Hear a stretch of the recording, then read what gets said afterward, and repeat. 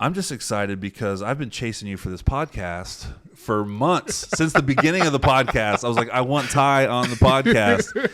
And you just keep pretending like you're too busy. I'm too busy, man. I'm too busy. I don't know. So let me just shut the door real quick. I will have your back and say you are probably one of the most, I won't use the word busy. You're the one of the most active people, especially your role here at Valiant, what I want to talk about here in a minute. But I just feel like you've got your hand in so many different things. Mm-hmm. You walk with great intention and purpose. Like you always are walking fast to the next destination. But I wanted to have you on because, first of all, I just love you, love your personality. I met you for the first time at what was that thing we did? It was like a rally, Peyton. The Rally for Recovery. Yeah. Back in 2022? Yeah. Was it? It was. And I'm the photographer for them. I was working for them at the time. Yeah. And the Rally for Recovery is just this massive event where you get to see people living their truth out loud in recovery. Yep. You know, free of the shame, yep. free of the guilt. It's like, hey, I know that guy. Right. I know that girl. I know those people. And we're all in recovery together. Yeah. And this is what it can look like. Well, you came up at that event with such energy. I want to know this guy. You were just so excited. You were just like, hey, I'm Ty, and like giving out hugs and just like, who's this photographer man with so much joy? And you really do lead from that place here at Valiant. You lead from a place of joy. And I know that's a very stressful job, what you're doing. You're doing a lot of stuff. You are very busy, but it hasn't seemed to rob you of your spirit and your joy, which I really appreciate about you. So I wanted people to hear your story, a little bit of what you do, but we do have a theme today, a topic that we want to go into that I'm super excited about. Yeah. We're really talking about how to not lose yourself, lose your own identity when you have a loved one in addiction, which I hear people talk about a lot. So I think you're going to be able to bring a lot of great wisdom on this. You've experienced this, you've walked through it yourself. And so, but let's start with just you. Yeah. Your journey. Introduce yourself to the Valiant Living podcast audience and just kind of your story, how you got to this point. Yeah. So, my name's Ty, full name Tyrone, which I don't go by much very often, except for, I've never heard anyone call you Tyrone. Important documentation. It's like, here's my full name, but Ty is what I go by. I grew up in a loving family. They gave me the world, and my parents made great choices and everything. Addiction was never really something that showed up in my family. And so, I went through high school as a band nerd. I was a total band geek. Yeah. What did you play? So I started playing piano when I was 4. Okay. My mom saw something in me and she's like, let's get that kid signed up for lessons. So for a couple years I did lessons. And eventually I got tired of my Korean piano teachers and I was like, nope, I don't want to learn any more of those chords. Yeah. And so I started to self-teach myself all the instruments I could possibly learn. Really? So by the time I graduated high school, I had about 14 instruments under my belt.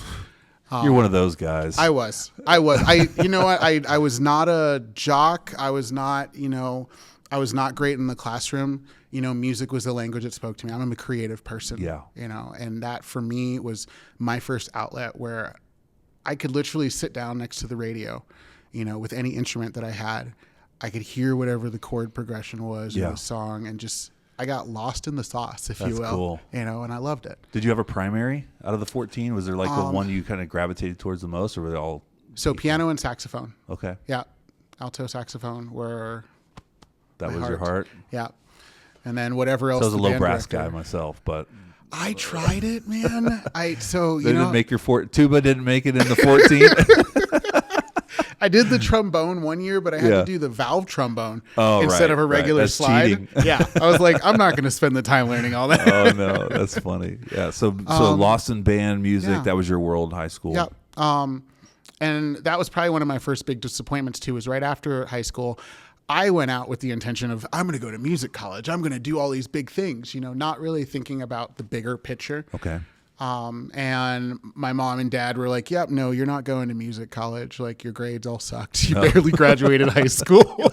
Dang. So community college it is. And so I went to community college, worked my first major job around that time in a restaurant. And about the age of 21, 22 is when I really found my thing, which, was drugs.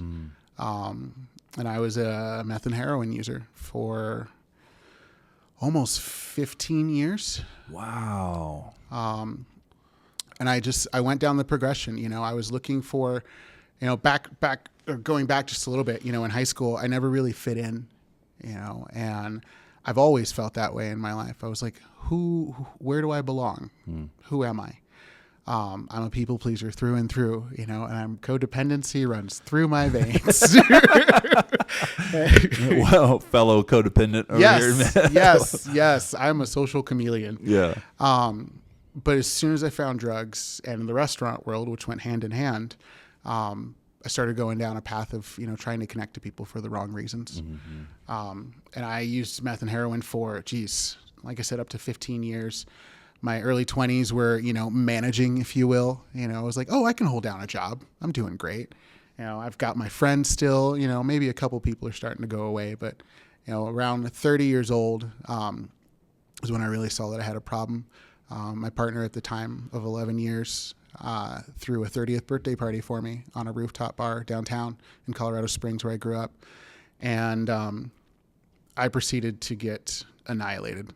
Wow. And in front of my partner, I made moves on other people.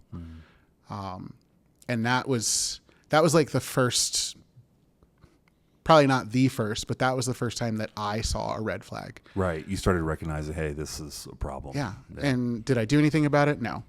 I saw it. I wasn't ready to confront that issue. Progressively things got worse, and there's a lot of trauma in my childhood life. When I was 19, I was actually sexually assaulted. It happened again later in my 30s. And then throughout my 30s, I switched over to IV use. And that was just a complete train wreck. And I thought that what I was looking for was in the drugs, in the friend circles that I kept gravitating towards, and I finally ended up in a basement, by myself. I was living in my drug dealer's house at the time. Couldn't even afford, I think we made a deal for like $45 a month, some random obscure number. Yeah. And I couldn't even afford that. I was out stealing Keurigs, from King Soopers, just to try to pay the drug guy.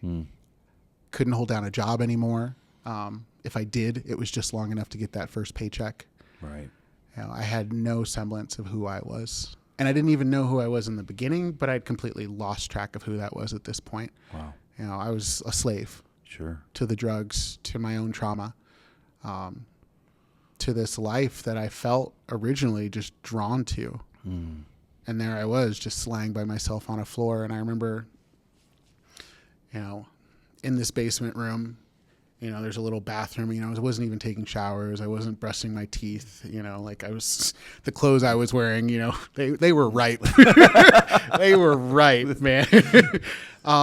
But I remember, we'd go out in the middle of the night, whatever crew I was with at the time, we would go out with this truck and we would go look for apartment complexes where people that had been evicted and their stuff is thrown on the front yard.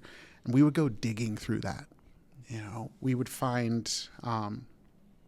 dumpsters behind like food pantries and stuff where they were throwing out food. And I would, at first I was like, well, I'll never be that kind of drug addict. Right. I'll never reach that low. And here I am diving into a dumpster for a couple bags of bread.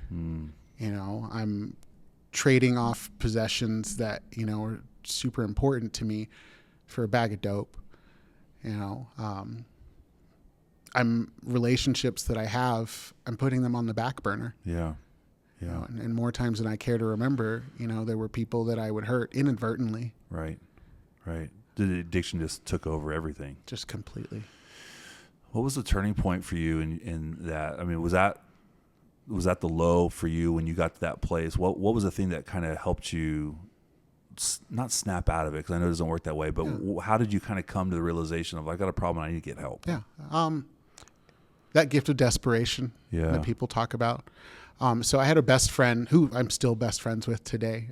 His name's Steve. And Steve ended up going to the Salvation Army through a series of events through court-related events. And the whole time Steve was there, he would call me.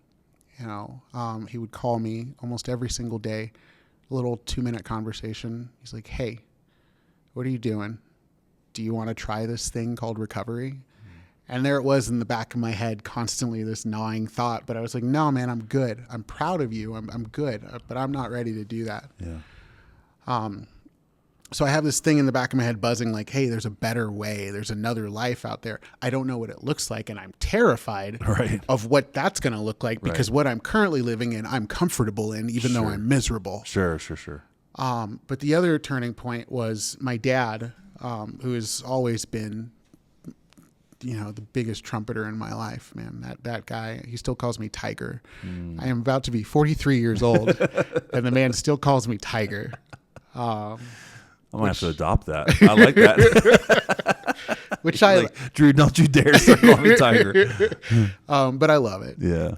But my dad, side story, my dad has always been there for me. Even when I was not able to be there for myself, even when I was doing everything in my power to push my family away. I didn't realize it, but my dad would cry himself to sleep some nights, and my mom and I had a really tumultuous relationship because of that. She was able to kind of put her garters up and protect herself from that. Yeah. But she had to experience what my dad was going through, watching his firstborn son basically killing himself. And so my dad would come to me, this little hole in the wall basement that I was living in, and he would take me to the grocery store. And, he would spend like $40, on me at a time. And at first he gave me cash, which was a huge mistake. Right. I would take that money and run with it. But one time we were driving to the store and I didn't cover up my arms for once. And my dad saw these little bumps up and down my arm from where I was using IV drugs. And out the corner of my eye, I still remember this. I saw my dad hold back tears while he was trying to just have a conversation with me. And he asked, he's like, what's going on there? And we just didn't talk about it. We moved on from it. But at one point he told me, he's like, hey bud, I'm not going to be able to keep coming here and do this if you're not going to get help because I'm watching my son die. And that still resonates in my head to this day. And so my dad essentially pulled away for a little bit. And what led me to finally say enough was in that basement. I have literal bags of junk surrounding me, 4 walls, 1 door, 1 window. And around this room are black bags of children's clothes that I would never use and random tools that I don't need piled literally to the ceiling. I'm sitting in a room full of trash. Wow. And I'm trying to use, the drugs at the time. I'm using a needle that's not good for me. And I tried 6 times and it would not work. And I just laid there on the floor crying. And I had a phone at the time that worked on Wi-Fi only. And I remember it had the shittiest reception. It would not work to save I couldn't call the drug man, dude, if I wanted to. I need you to make 1 phone call. Seriously. If you won't make it. Yeah. Seriously. And I was pissed. But for some reason, I decided to call my dad. And it went through clear as day. Wow. And I said, Dad, I need help. And, the numbers changed a little bit because, I like to embellish a little bit. But what should have taken him about 30 minutes to drive to me, pretty certain took him about 10 minutes. Almost like he was just waiting for that phone call. He came in, swooped me up, his little boy, put me in the car, and we never went back. Wow. A couple days later, I made the call to the Salvation Army over the weekend. And mind you, in that moment, I had that gift of desperation. I was like, enough is enough. I'm done dying. Over the weekend, before I got into the Salvation Army, I definitely tempted fate a little bit with, maybe I can get high just one more time. Yeah. Nobody's going to know. I don't know that they're going to UA me when I walk through the door of the Salvation Army. They're just going to trust me, man, the addict. And so I got into the Salvation Army of February 27th, 2018, which is my clean date. That's amazing. Yeah. Thanks for sharing that, man. I'm deeply impacted by that, just the father's love, him waiting for you to call that, and part of what we're going to talk about today is that how to know how to show up for people who are in addiction, right? I think your dad was a great example of that.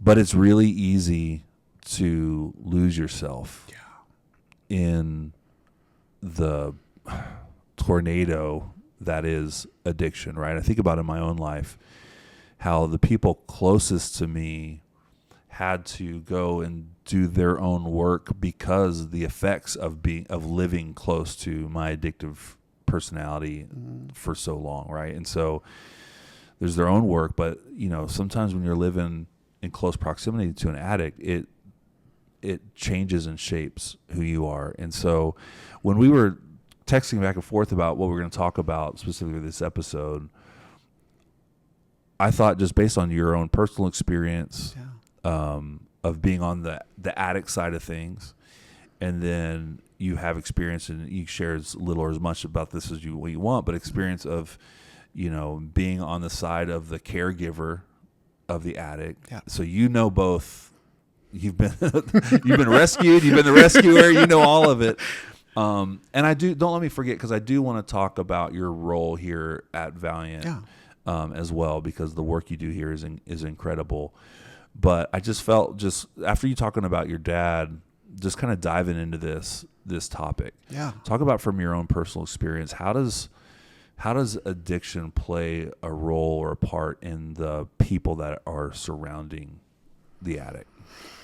Ooh. And I know that's a huge, you're like, Drew, we didn't even ramp into this. You just went right for it. So I can speak from my own personal experience, which is, the best place for me to speak. Yeah. We were texting. I told you, I recently got out of a relationship, that with another person who's in recovery. We were together 4 years, and it wasn't until we moved in together, that a lot of the red flags that I had already been seeing finally were glaring in my face.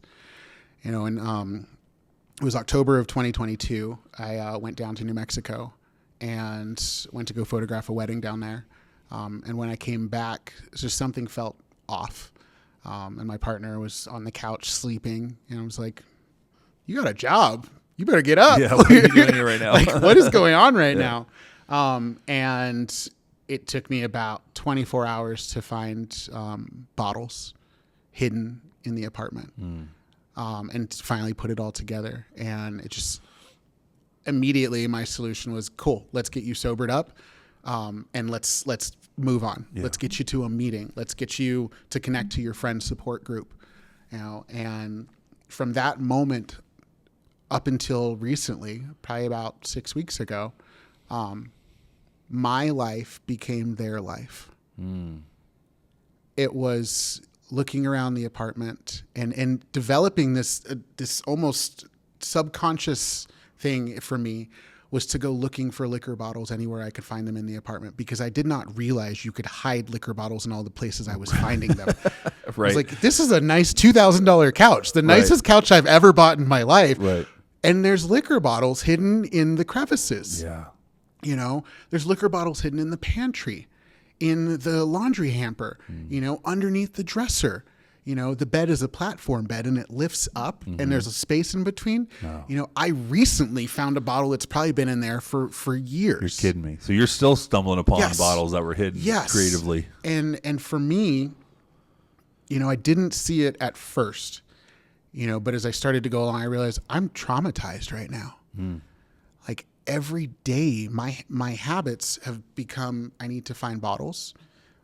Which version of my partner am I coming home to today?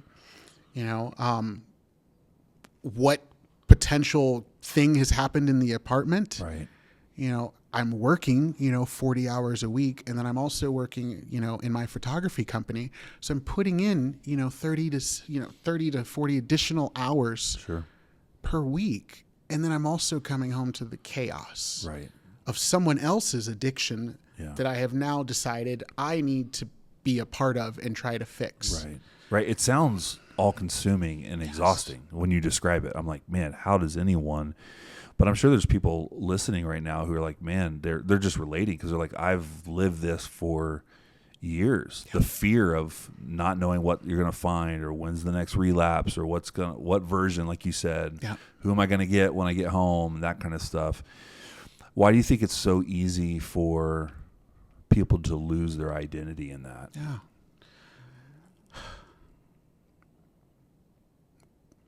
Because, at least for me, I saw the potential. Right. I saw who my partner, I knew my partner was in recovery. That's how we met. So for myself, I saw what that person could be. So you have hope. You're like, yeah. Bingo. I had to hold on to hope. Yeah. Otherwise it could have destroyed me. Yeah. I had to hold on to the idea that like, okay, I know it's been working for me in my recovery. So when I'm interacting with my partner, like, hey, here's the basic tools, like, let's not make it complicated, but let's do something. Mm-hmm. And hope carried me through a lot until it didn't. Sure. Because I can recall walking into work and, I had that one coworker who, she's like a sister and a mom at the same time. And I made eye contact with her one day and I just lost it. Yeah. I was laying on the floor, just in a mess because I was exhausted from trying to make someone else do this thing called recovery that I knew would work, but they weren't ready for. They have to want it. Yeah. Yeah. Well, and as you're describing it, and just to clarify, and I know I can speak for you on this, I know you well enough that if someone's listening to this, we talk about losing our identity in that there's no shame. Like when you say it, like, well, it makes sense that someone would lose their identity because you love this person, you care about them, you're trying to help them, you're trying to hold everything together. I know my wife would say that part of her codependency was formed of if I could just help keep him happy and content, then the wheels aren't going to come off. And so she ended up spending her whole life, not her whole life, but 20 years of marriage, trying to keep me okay so that I wouldn't blow up everything. Bingo. Well, spoiler alert, guess what I did? Exactly. It didn't work. Exactly. And, you think that you can try to control Yeah. what's going on in your life. With my partner, it's like, I became paranoid. I was afraid of who I was going to come home to. So I would tiptoe around that. I would come home to someone passed out on the couch. I would come home to somebody passed out in the bed, and the bed would be soaking wet. Wow. And I remember I would go lay on the floor next to the bed to go to sleep. And my partner would wake up, from the middle of whatever was going on and see me there. And then we'd be up until 3-4 o'clock in the morning dealing with my partners crying because they felt bad because they're like, oh, you were sleeping on the floor. I'm so sorry. Wow. There was a lot of gaslighting. Yeah. There was a lot of, I know this because like you said, I've lived in addiction myself. Yeah. And now I'm seeing it, the reciprocal. There was, we had a little change jar that I would throw all the change in from my, serving job that I worked on the side. And I would go in there to go pull out quarters for laundry. And I noticed like the money's dwindling. I looked around the corner one day and one of the PlayStations was just gone. Like I said, the liquor bottles. And then finding out, I went outside one day to take the puppy outside for a walk. And I looked at the dumpsters outside and there were 3 liquor bottles hidden underneath the dumpster outside. And that's where I started to realize I'm obsessing over this thing. Right. It's not my addiction, but I am developing my own traits around that. Yeah. And now here I am thinking like, what can I do to save you? Right. And I'm losing every part of myself. One of my bosses from my previous job, he finally just gave me permission. He's like, you know what? You need to talk about this. You need to get this off your chest. Yeah. Because as a peer coach at the time, and now as a case manager, I believe, that people should know a little bit about you. I don't think they should always see you as being this big, strong superhero type individual. I think they should see the real side of what's going on. And so I started to tell people about it. One of the recovery meetings that I facilitate, I just, at the end of the meeting, I said, hey guys, I got something to tell you. and this is what's been going on in my personal life. Yeah. And that's why I haven't been showing up to certain meetings and doing certain things. Right. And a lot of people, everyone was open and receptive to it. Well, a big reason why this conversation I think is so important, why I wanted to have it with you, is because what we see a lot at Valiant is guys coming to get help, and I say guys just because we're a men's program here, but it applies either way. But men coming in to get help, and even though the partner wants them to get help, mm-hmm. there sometimes is a lot of, and again, if anyone ever feels shame, then you're not hearing what we're saying here. But because it's so understandable why you'd feel this, but all of a sudden a guy finally makes the leap to go get help, get treatment, but we find that sometimes that partner really struggles to let go. Yeah. There's still codependence and control, and it makes sense because you've been living in this, as you said, all consuming. Bingo. My identity is in this, and all of a sudden he's gone. I don't know what he's doing. I don't really know these people. And maybe the reason why we do this podcast is so people can listen and get to know the great team we have here, but it's still scary. Yeah. And now all of a sudden overnight you're expected to break some pattern of codependency and let this person go and get help. Like it's challenging. So, and you're, like you said, you've lived both sides of it. You work in an environment where you experience this all the time, your case management, all kinds of stuff. So you're dealing with families and, all this kind of stuff. So talk about that for a minute. Talk about how the difficulty of kind of finding your own path, your own way, while, Deneen has he calls it loving leverage, which I don't know if that's his original term or not. I like it better than ultimatum. It feels more compassionate. But in your journey, in your story, how did you begin to recognize that this is a pattern, I'm losing myself, mm-hmm. and I'm going to have to start drawing some boundaries? And what did that look like for you? So I think one of the major realizations I had while all this was going on was, I work with a sponsor, as part of a 12-step fellowship.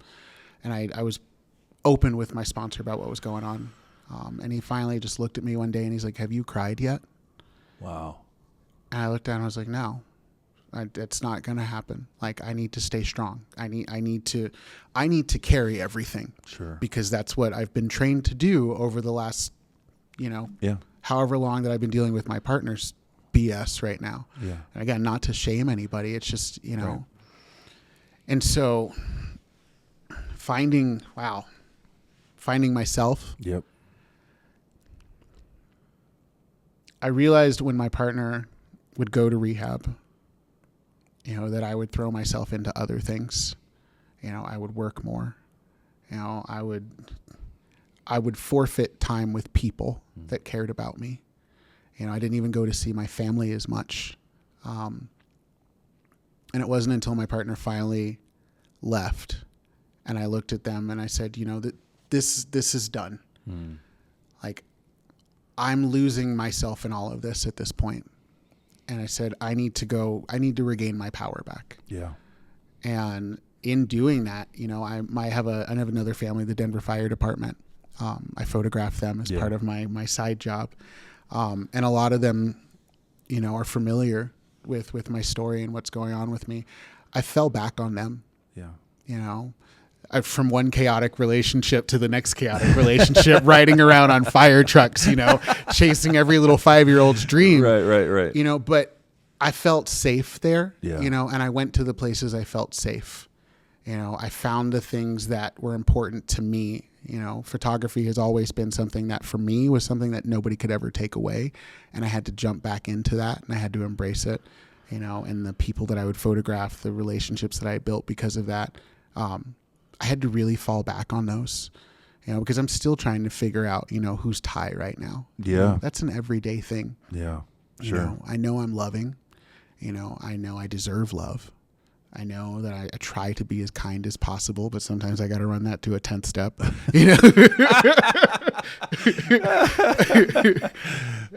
love it. I love it. People will tell you I definitely have some tough love at times. Yeah. Well, and can I just interject and say you do that as brilliantly as I've seen anybody, because you can hold the line, you can be tough, but you never lose. I've seen you've never lost a heart of compassion. Yeah. You have that gift, and I think it is based on your experience. You know, on both sides of addiction. So you know this world in and out very personally. But it's one thing I love about how you lead here is you lead with because here's the thing, you don't make it in this if you can't be tough. You have. I mean, all the guys coming in here, I think probably 10 out of 10 are dysregulated at some point and pause and all, and just, you know, out of their minds, basically. I know I was. And so JR was my case manager, and he was the same way. Yeah.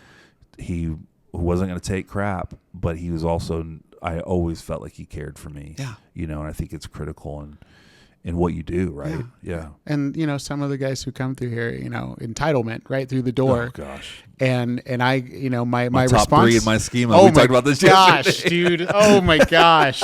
You know, and here I am, the people pleaser. Right. You know, but it's like it gets turned off here, you know, and I see some of these guys come through my door and they're like, Ty, I need, Ty, I want, Ty. And I'm like, good morning. Yeah. Hello. Yeah, we haven't even addressed each other as humans yet. Yeah. Please and thank you.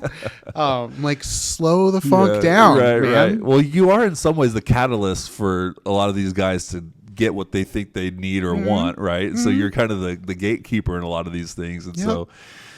I want to, before we move on, I want to go back to this idea of, well, from my own personal experience. So my wife, when I came to treatment, you know, she's probably the bravest person I've ever known, because one thing she did was she was the first one to start breaking the patterns and cycles of codependency for both of us. She finally got to the point where she said, listen, you need to go get help. Her exact words to me were, I'll hold space for you.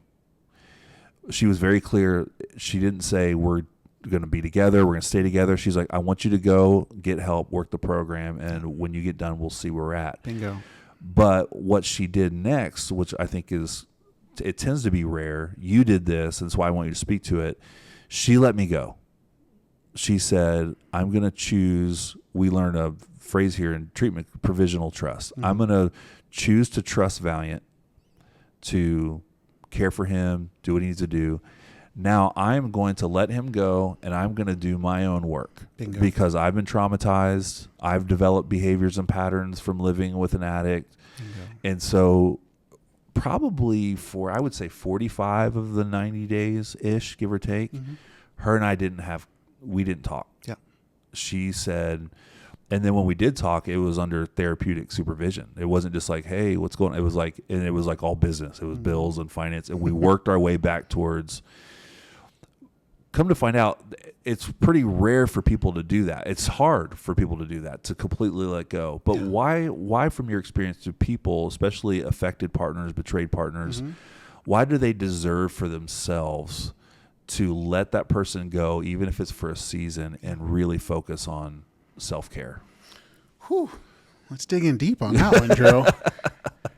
Enough of this small talk, Ty. Because you did it. You had to draw boundaries, and you had to make tough decisions, and that was very difficult. I did.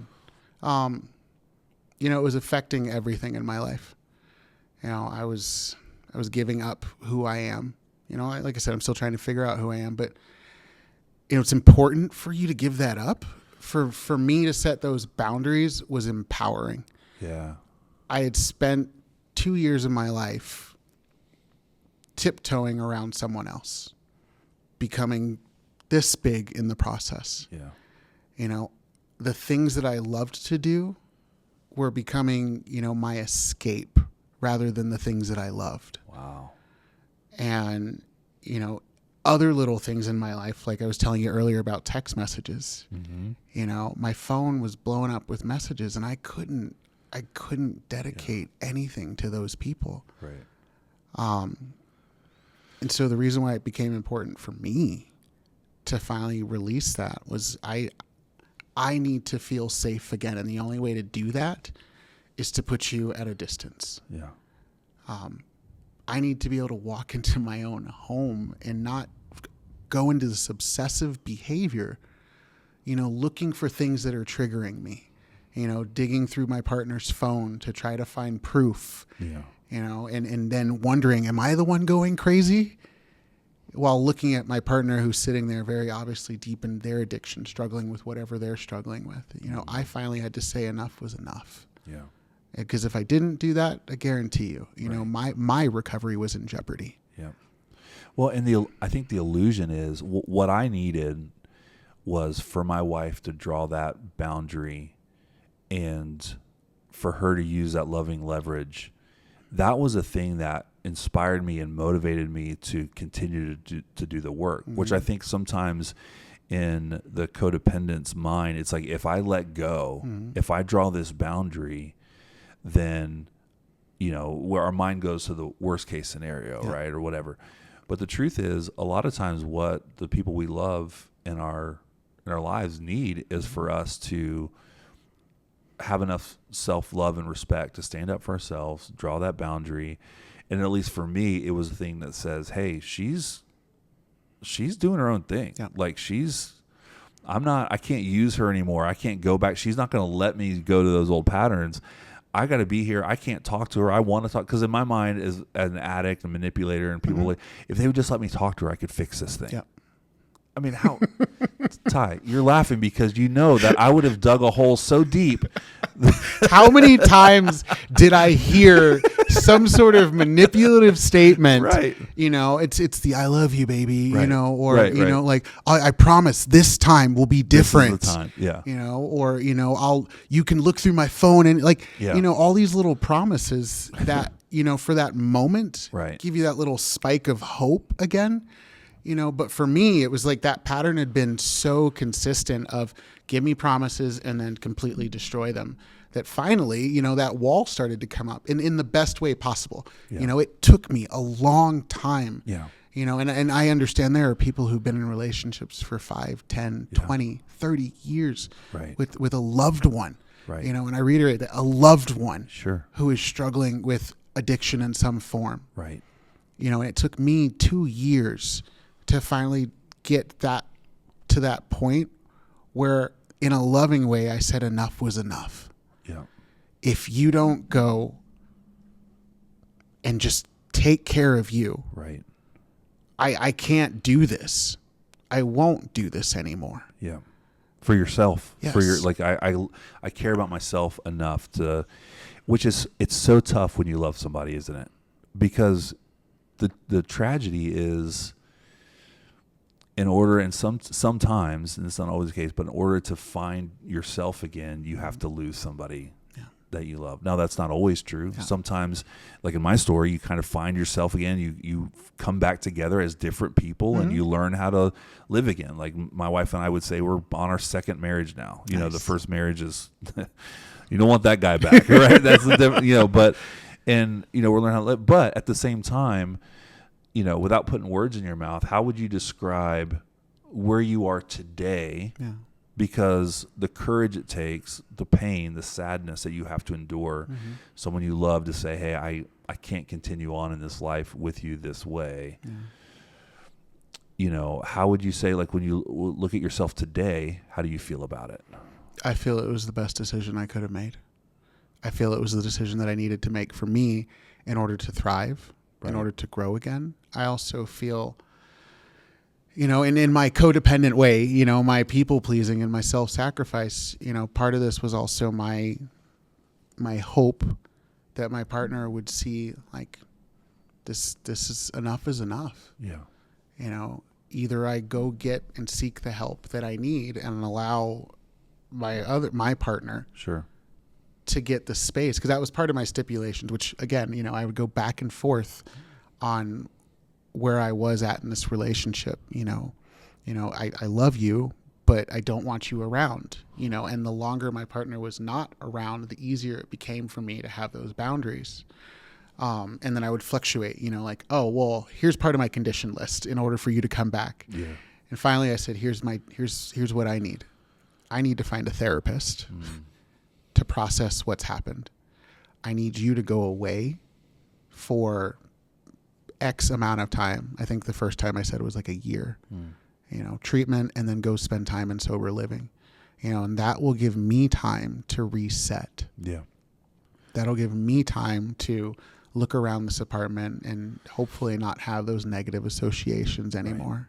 Right. Not be weary of, I lost a lot of trust over the last 2 years, in my interactions with people.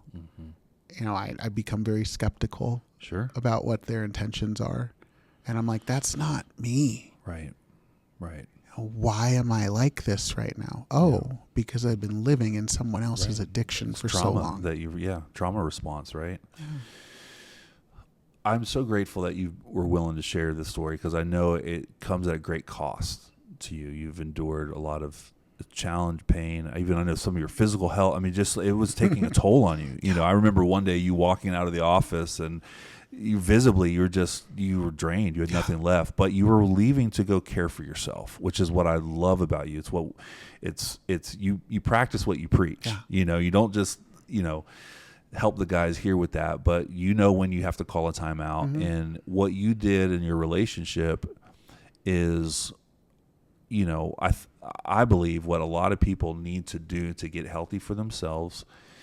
And it is tough. Sometimes that partner comes back around. Sometimes they don't. But at the end of the day, they have to want it. Yeah. They have to be the one to say, hey, I want to change. I want to do something different. I'm going to stop making the promises. That was the thing for me. Yeah. Like my family, they could care less what I said anymore. They were tired of my talking. How am I going to show up every day? How do I show up every day? And so I hope this podcast, the reason why I want to have this conversation, and it's one of many we'll have on this topic, because what we want is for the people listening to this that have had a loved one that's struggling with addiction to feel, hey, you're not alone in it. It makes total sense. Why this is not your fault. We learned here it's about fault and responsibility. You do have a responsibility to care for yourself, but it's not your fault. You've been living with someone who's sick and unwell. I want to, before I let you go, I want you to talk a little bit about your role here at Valiant. I knew we'd get there eventually. We kind of went, this is the nature of our friendship anyway, the roller coaster of we went heavy and then deep, and then now we're in, and who knows where it'll take us. But your role here is vital. It's an integrative role to just about everything. I'd love for you to explain in your own words, the director of case management. Is that right? Did I get that title right? I don't know if I'm allowed to have director in front of my name yet. That's too much responsibility. Of all case management. I'll just declare here now, the vice president of. But you are a very crucial role into the life of the guys here. Explain a little bit about what you do here at Valiant. Yeah. So, case management for me looks like getting someone from point A to point Z, and all the things in between, all the stuff behind the scenes that's happening. The therapists are doing the heavy lifting, with trying to unpack the past, and trying to figure out, why am I like this? What's going on? In the housing department, the freaking rock stars they really are of this entire program, dude. Like, I worked in housing when I first started here, and I get it, man. Managing 14 cats, dude. Right. Well, especially after they go through therapy, they dig up a bunch of stuff, and then we jam them all in a van and take them back to a house. Oh boy! What do you think is going to happen? Yeah. But my job is to handle all the stuff in between all that. Whether it be, as a peer coach too. Guys come in and talk to me. We do a little assessment. We kind of figure out what they need. Do you have court stuff coming up? Do you have doctor's appointments? But it's also helping them figure out, while they're here, what they need. It's like, okay, so you need to get connected to a car. All right, so what steps do we need to take? Yep. Do you even have your license? Oh, do you have a hold on your license? Let's figure out all these little back steps, all these little things to get you what you need. What do you have? What do you need? And how do we get it? Yeah. That's my role essentially as a case manager, is to fill in that gap. I'm laughing because it's such an enormous job. But you do it with a lot of grace, man. You really do. But it really is a liaison between all the different departments, and you walk with these guys through their whole process here. Yeah, and I love it. Do you? I truly do. Yeah. I get to get pretty close and personal with these guys. Yep. A lot of them just camp out in my office, as you've seen. Yep. I've got 5 guys deep in my office, and we're all just chilling on the couch having a good time. Yeah. And at the same time, I'm also doing case management. I'm listening to these conversations they're having. You know, they're mentioning, you know, maybe a girl in their life or, you know, they're mentioning a job, you know, that they're working. And I'm like, hey, how many hours are you putting in right now? And they're like, yeah, probably like 25. Cool. Check that box off. Yep. You know, what home group are you hanging out at right now? Cool. Check that box off. Yeah. You know, Very relational approach to case management. Bingo. Yeah. And then when we need to get more in depth, you know, and have those private conversations, I'm like, hey, come back and come see me. Or, you know, I love to bring in the people that they're with. Right. So if there's guys all from the same house hanging out in my office, you know, and one of the guys happens to drop a little truth bomb, you know, it's like I get the rest of the guys to give their feedback as well. It's like, hey, man, this is not a solo endeavor, okay? Right. You know, we as people in recovery make terrible decisions. Yep. You know, we need 20 other people to tell us what not to do. 100%. And then we listen to maybe one of them if we're lucky. Right. You know, and so for the community to be involved in that, you know, I'm bringing in people to help me with that rather than trying to take it all on myself. Yeah. It's like these are the people that hopefully you're going to have these relationships with down the road. Yeah. The people that you're going to trust and listen to. Yep. You know, that call you out, that know you a little bit better than any of the therapists ever will, because let's be real, when you guys get back to the house, that's when the real magic begins. Exactly. You know? And I want those relationships to be an essential part of, you know, hey man, let's process what's going on. Yeah. Let's talk about it. You know what's so interesting to me is that I'm just connecting the dots on it, hearing your story and your love for music and that being the place where you just found connection and purpose and thrive. And what you're doing today, it's, and this might be weird to say, but it's so musical. Do you know what I mean? Because it's so, like, in music, you're listening, you're knowing when to play and when to play. And as you're describing, I was just sitting there thinking, this is jazz. I mean, it's like you're sitting here listening, and it's part of the creativity that you bring that showed up in music. It shows up in your photography, but it also shows up in case management. It's the thread between all of it is this creative person who sees people who can relate. And man, I'm so grateful for the work that you do here at Valiant. You're making a difference in guys like me in our lives every day. Last word, anything else you want to leave us with? Anything else you want to say? Did we miss anything? There's always more on the table, man. Let's be honest. There's always more on the table. I finally locked you in and got you. You know, there's probably 10 fires that you have to go put out after this podcast. I mean, I will be completely honest. I've been terrified to do the podcast. Really? Like I have such high anxiety, dude. It's amazing. Not even funny. I thought it'd be, you're so natural. It was, articulate. you know, I was fearful because I didn't know what to talk about. You know, and I know how things just kind of fall into place, and you know, like everything happens for a reason. This was the right time, the right Perfect place. Time. Yeah. You know, so I appreciate you for holding this space. Yeah. You know, for those people out there listening, you know, the loved ones, you know, the ones who are struggling with someone who's currently in active addiction, whatever that might look like, you know, it takes what it takes. You know, you finally get to that point where you just say enough is enough. And I encourage you to seek people. Don't worry about what everybody else is going to think. Go find those people that support you. Yeah. You know, there's meetings, you know, there's groups, there's all sorts of organizations that are there for us, you know, the loved ones of people who are struggling, and connect with them.